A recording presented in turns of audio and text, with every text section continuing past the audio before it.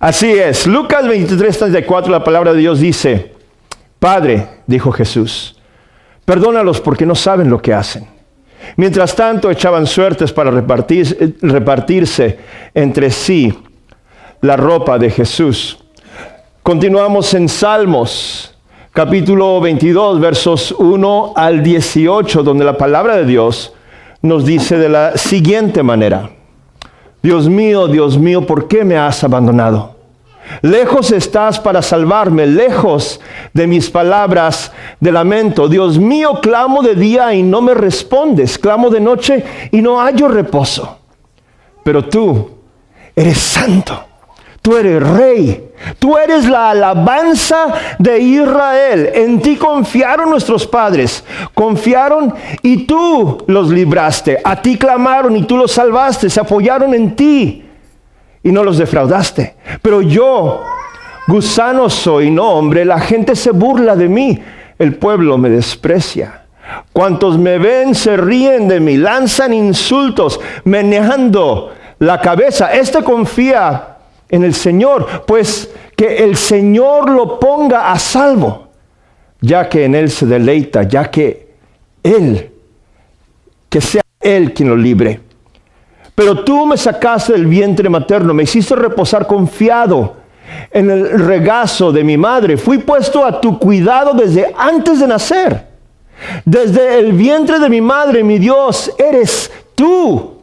No te alejes de mí, porque la angustia está cerca y no hay nadie que me ayude. Muchos toros me rodean.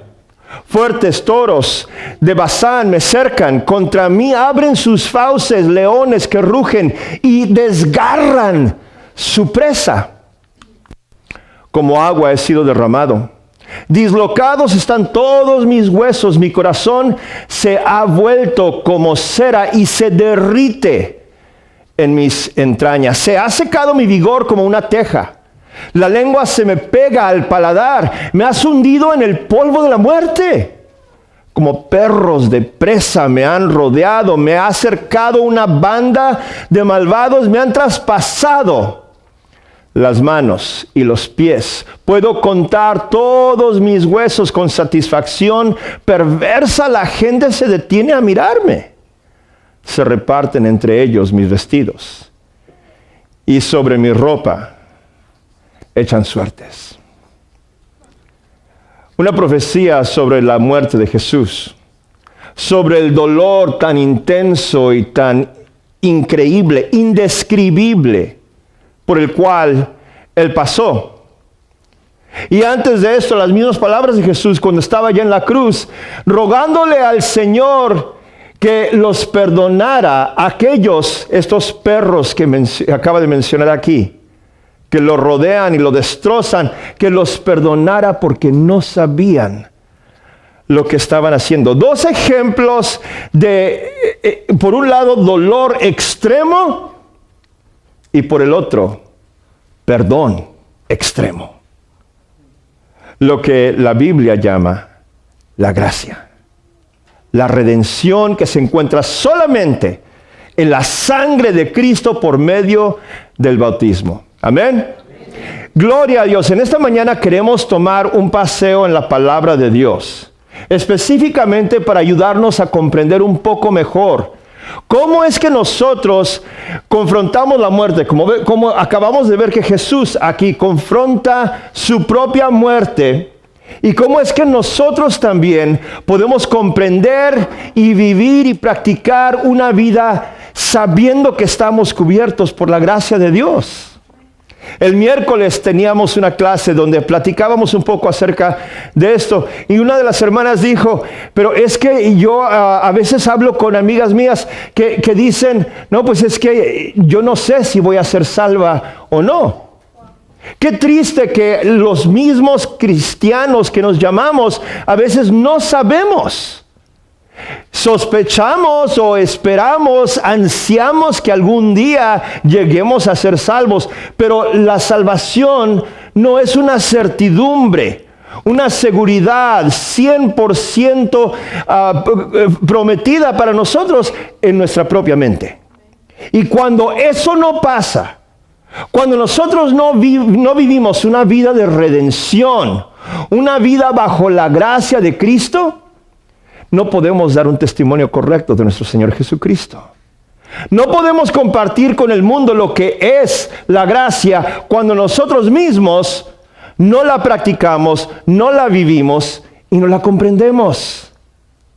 Tenemos que vivir una vida donde estemos tan seguros de nuestra salvación que la misma muerte no tenga el mismo efecto sobre nosotros que sobre aquellos que no tienen esperanza. El mundo trata la muerte como lo peor que nos puede pasar, ¿verdad? Y queremos evitar el mundo, queremos evitar la muerte a todo costo y vivir todos los años que podamos.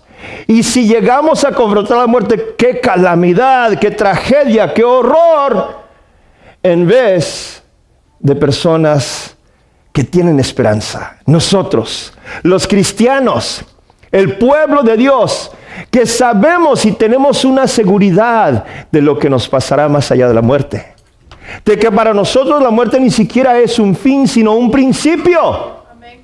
Y que para nosotros esta vida jamás terminará, sino que ya hemos, desde el momento en que aceptamos a Jesucristo como nuestro Señor y Salvador, empezamos a vivir una vida eterna, que nunca terminará y simplemente será transformada en el momento de la muerte. La palabra de Dios, porque la gracia de Dios ha aparecido. En Tito capítulos 2 y 3 vemos los siguientes pasajes. Verso 11 del capítulo 2. En verdad, Dios ha manifestado a toda la humanidad su gracia, la cual trae salvación y nos enseña a rechazar la impiedad y las pasiones mundanas. Así podremos vivir en este mundo con justicia, piedad y dominio propio. Noten el orden de las cosas, porque esto es completamente clave para entender el concepto de la gracia. La salvación viene primero. La obediencia viene después. Nosotros no somos salvos por lo bueno que somos. Jamás podremos salvarnos por lo bueno que somos, porque jamás podremos ser lo suficientemente buenos.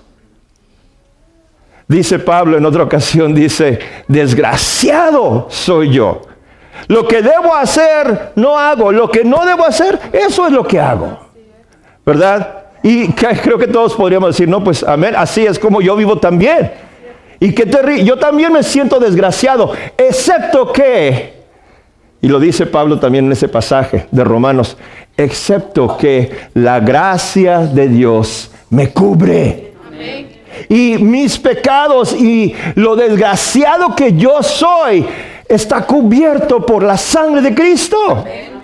Entonces, sí, quiero obedecer al Señor, ya no porque eso es lo que me salvará, sino porque eso es lo que hacemos los que ya hemos sido salvos. La obediencia se convierte en un acto de agradecimiento glorioso y no de una desesperación patética. Es ridículo que nos esforcemos tanto para obedecer y hacer los mandamientos de Dios creyendo que eso nos va a llevar al cielo. Jamás. Eso no puede pasar. Y cualquier predicador que les diga lo contrario es mentiroso y les predica una falsa doctrina. Nosotros tenemos que saber esto por completa certidumbre. Versículo 13. Mientras aguardamos la bendita esperanza, es decir, la gloriosa venida de nuestro gran Dios y Salvador Jesucristo. Él se entregó por nosotros para rescatarnos de toda maldad y purificar para sí un pueblo elegido, dedicado a hacer el bien. Una vez más, Él se entrega por nosotros. Él nos salva por su muerte, y esto es lo que nos rescata, dice aquí. Esto es lo que nos purifica y nos elige. Y esto nos dedica, Jesús nos dedica, no nosotros. Jesús nos dedica para hacer el bien. Amén. Es Jesús quien decide que nosotros vamos a hacer el bien. Y no nosotros en un acto desesperado de que creemos que nos vamos a salvar por lo bueno que somos. Esto es lo que debes enseñar. Exhorta y reprende con toda autoridad, le dice aquí Pablo al joven predicador Tito, que nadie te menosprecie, que nadie haga a un lado este evangelio tan importante, hermanos. Este es el evangelio de Dios. Este es el evangelio de salvación. Esto es lo que nos salva y no nuestras buenas obras. Continúa la palabra ahora en el capítulo 3, versículo 3. En otro tiempo nosotros éramos necios y desobedientes. Estábamos descarriados y éramos esclavos de todo género de pasiones y placeres. Vivíamos en la malicia y en la envidia. Éramos detestables y nos odiábamos unos a otros. Ojalá que sea en otro tiempo. ¿Verdad? Dice aquí que así éramos antes, pero si todavía estamos viviendo de esta manera, eso no es en otro tiempo, esto es en este tiempo. No podemos continuar viviendo así y a la misma vez decir, no, pero es que yo estoy bajo gracia. Está bien que yo me comporte de esta manera porque yo estoy cubierto por la gracia de Jesús. Así no es como funciona la sangre de Cristo. Y vamos a ver esto todavía más claro más adelante. Verso 4. Pero cuando se manifestaron la bondad y el amor de Dios nuestro Salvador, Él nos salvó. No por nuestras propias obras de justicia. ¿Qué dice? No por nuestras propias obras de justicia, sino por su misericordia. La misericordia de Jesús nos salva, no nuestras necias y pobres obras de justicia que jamás serán suficientes. Nos salvó mediante el lavamiento de la regeneración y de la renovación por el Espíritu Santo. Somos llenos del Espíritu Santo en el momento en que nosotros recibimos a Jesús en las aguas del bautismo. Recibimos un don, una medida especial, una medida milagrosa y sobrenatural de aquel mismo Espíritu que movía a los apóstoles hace 2000 años y con la misma medida de fuerza. Y una vez que ese Espíritu Santo nos llena, dice, el cual fue derramado abundantemente sobre nosotros por medio de Jesucristo nuestro Salvador. Por medio de Cristo viene el Espíritu nos llena y todo esto compone esta maravillosa gracia, que es la manera en que nosotros somos salvos. No seremos salvos algún día, somos salvos ya. Hemos sido salvos desde el momento en que todo esto ocurrió, cuando aceptamos a Cristo como nuestro Señor y Salvador. Si tú estás en este cuarto y no has aceptado a Jesús, nunca jamás después de hoy podrás decir, no, pero es que yo no entiendo cómo funciona esta cosa. Yo no entiendo esto de la gracia o de la redención o de la salvación. No está tan complicada la cosa. Se nos explica bien claramente aquí cómo es que funciona la gracia de Dios por el poder milagroso del Espíritu Santo, por la sangre divina de Cristo Jesús. Somos redimidos, somos regenerados, dice, y renovados en Cristo Jesús. Amén, iglesia. Así lo hizo para que justificados por su gracia, otra vez, nosotros justificados por Él y su gracia, no nosotros mismos, llegáramos a ser herederos que abrigan la esperanza de recibir la vida eterna. Personas que vivimos en una condición perpetua de salvación. De ese momento en adelante, para siempre con esta esperanza de vida eterna, sabiendo que nosotros ya hemos empezado a vivir para siempre, que nosotros somos seres eternos, que jamás moriremos. Este mensaje es digno de confianza, no de, pues quizá algún día voy a ser salvo, ojalá yo pueda ser tan bueno que algún día voy a irme al cielo, ojalá que Dios me acepte. Nada de ojalá, nada de quizá, nada de falta de confianza. Dios nos dio un espíritu de valor, de osadía y de certidumbre. Él dice aquí, con toda confianza, Este mensaje es digno de que nosotros lo practiquemos con confianza. Y quiero que lo recalques, le dice Pablo a Tito. Quiero que hagas hincapié. Quiero que los hermanos de Highland Oaks, está diciendo aquí Pablo, escuchen bien esta palabra y la practiquen en su vida eternamente, para que los que han creído en Dios, incluyendo a los hermanos algún día de Highland Oaks en Dallas, Texas, se empeñen en hacer buenas obras. Noten una vez más, nadie dice que no hay que hacer buenas obras. Nadie dice que no hay que obedecer y hacer los mandamientos. Pero tenemos que saber por qué. Y no es porque queremos ser salvos. Vivimos así, obedecemos así, hacemos buenas obras así, porque gloria a Dios, ya somos salvos. Y esto nos da una motivación mucho más excelente que un simple y triste temor y terror de perdernos en el Hades, en el infierno.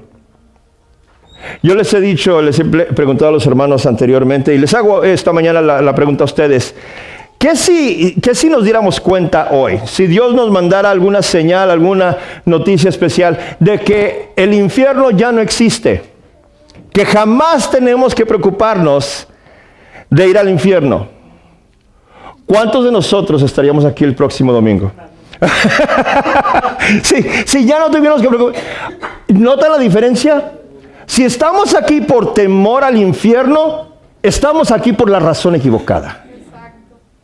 Pero si el próximo domingo viniéramos con más ganas y trajéramos a más gente por un glorioso agradecimiento a nuestro Señor, es así como debemos de venir cada domingo y cada miércoles y cada vez que nos reunamos como su iglesia, dándole unas gracias eternas y gloriosas a nuestro Señor Salvador. Porque Él es digno. Él sí es digno. Nosotros no.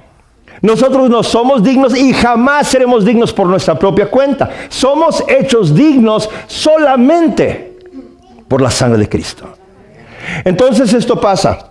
El mensaje es digno de confianza. Quiero que lo recalques, le dice Pablo a Tito, para que los que han creído en Dios se empeñen en hacer buenas obras, que vivan correctamente. Y esto es excelente y provechoso para todos. Dice Pablo, claro que sí, obedezcan, hagan las buenas obras, pero háganlo porque aman a Dios y porque le quieren agradecer y no porque egoístamente nada más se quieren salvar su propio pellejo. Así lo hizo para que, justificados por su gracia, llegáramos a ser herederos que abrigan la esperanza de recibir la vida eterna. Es el mismo verso, ¿verdad? Continuamos. Romanos 8. Para los que están en Cristo. Vemos este siguiente punto. Por lo tanto, estamos en Romanos 8, empezando con el verso 1. Por lo tanto, ya no hay ninguna condenación para los que están unidos a Cristo Jesús. Otras versiones dicen para los que están en Cristo. Y esta frase, en Cristo, se usa muchísimas veces en el Nuevo Testamento. Lo mencionábamos el miércoles. Y cuando estamos en Cristo, hermanos, toda nuestra perspectiva debe cambiar. Nuestra perspectiva de nuestra vida y nuestra perspectiva de nuestra muerte. Mi suegro hace ya, ¿qué Silvia? 16 años, algo así, 17 años, que falleció. Fue un predicador en la Iglesia del Señor por muchos años, toda su vida. Un gran mentor mío, obviamente padre de Silvia. Y murió de cáncer después de una batalla larga con el cáncer en el 2002. 15 años. Entonces, perdón, cuando él ya estaba en su lecho de muerte, ya estaba y él ya sabía, había estado en hospice por algún tiempo y estaba ya a punto de muerte, nos dijo, les he enseñado cómo vivir como cristiano. Ahora quiero enseñarles cómo morir como cristiano. Y exactamente era este punto. Lo que vamos a ver aquí en estos versos, dice pues, por medio de él, la ley del Espíritu de vida, me ha liberado de la ley del pecado de la muerte. Liberado de la muerte.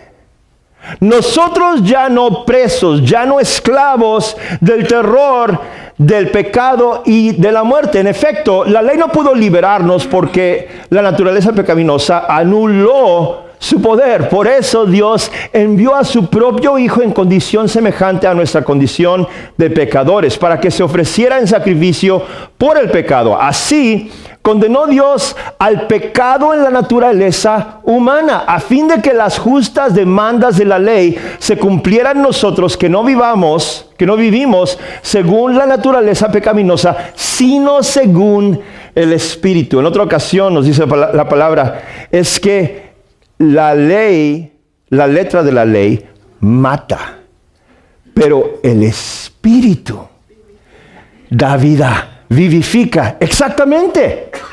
De esto está hablando aquí Pablo.